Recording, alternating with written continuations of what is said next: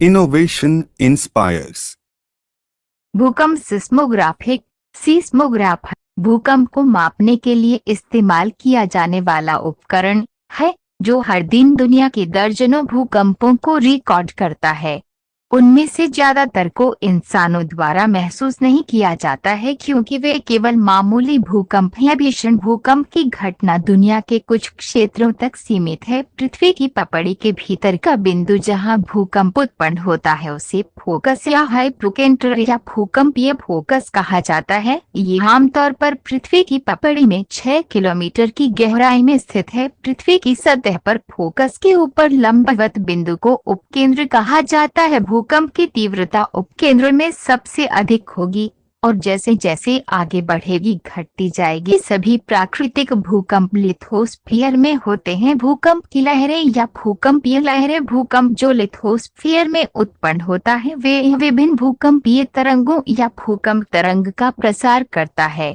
भूकंप की तरंगें मूल रूप से दो प्रकार की होती हैं, शरीर की तरंगें और सतह की तरंगें। भूकंपीय तरंगें और इसके प्रकार शरीर की तरंगें वे पृथ्वी पर शरीर के माध्यम से यात्रा करने वाले सभी दिशाओं में ध्यान केंद्रित करने और ऊर्जा के प्रवाह के कारण उत्पन्न होते हैं। इसलिए नाम शरीर की लहरें। वे केवल पृथ्वी के आंतरिक भाग से होकर जाते हैं। शारीरिक तरंगें सतह की तरंगों की तुलना में तेज होती हैं और इसलिए वे सबसे पहले सीस्मोग्राफ पर पता लगाती हैं। प्राथमिक तरंगों और द्वितीयक तरंगों के रूप में शरीर की दो तरह की तरंगें होती हैं। प्राथमिक तरंगें पी वेव्स।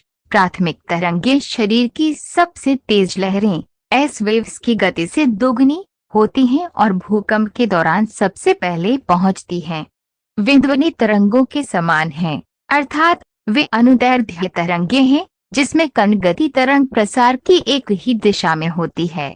वे ठोस, तरल और गैसीय पदार्थों के माध्यम से यात्रा करते हैं। वे पृथ्वी सामग्री में घनत्व अंतर पैदा करते हैं जिससे खिंचाव और निचोड़ होता है। प्राथमिक तरंगों का आरेख माध्यमिक तरंगें एस वेव्स। वे प्राथमिक तरंगों के बाद कुछ समय अंतराल के साथ सतह पर आते हैं। वे प्राथमिक तरंगों की तुलना में धीमी हैं और केवल ठोस पदार्थों से गुजर सकते हैं। एस वेव्स की इस संपत्ति ने सीस्मोलॉजिस्ट को ये निष्कर्ष निकालने के लिए प्रेरित किया कि पृथ्वी का बाहरी कोर तरल अवस्था में है। उपकेंद्र से 105 से अधिक पूरे क्षेत्र को इस तरंगें नहीं मिलती हैं। वे अनुप्रस्थ तरंगें हैं जिनमें कण गति और तरंग प्रसार की दिशाएं एक दूसरे के लंबवत होती हैं।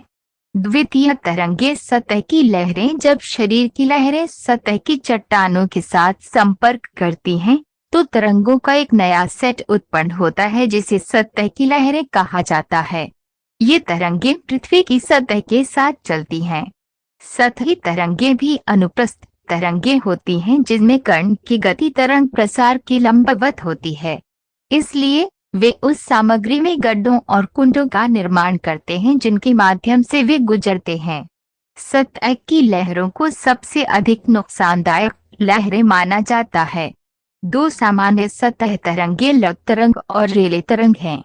प्यार की लहरें। इस तरह की सतह तरंगें भूकंप के दौरान पृथ्वी के क्षैतिज स्थानांतरण का कारण बनती हैं।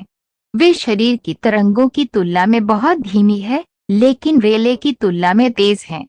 वे केवल ऊपरी अनंत मोटाई द्वारा अर्ध अनंत माध्यम की उपस्थिति में मौजूद हैं। पपड़ी की सतह तक सीमित प्रेम तरंगें पूरी तरह से क्षैतिज गति पैदा करती हैं। प्यार की लहरें आरेख का प्रचार करती हैं। रेले तरंगें। ये तरंगें एक अंडाकार गति का अनुसरण करती हैं। एक झील या महासागर में लहर के रोल की तरह ही रेले की लहर जमीन के साथ लुढ़कती है।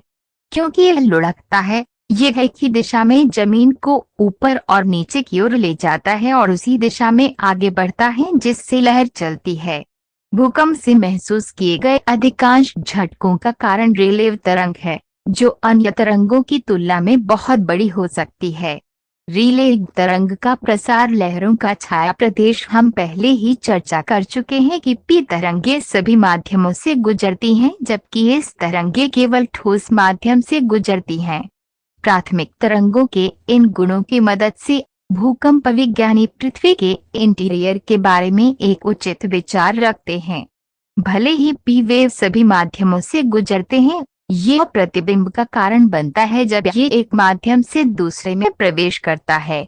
तरंगों की दिशा में भिन्नता सीस्मोग्राफ पर उनके रिकॉर्ड की मदद से अनुमान लगाया गया है।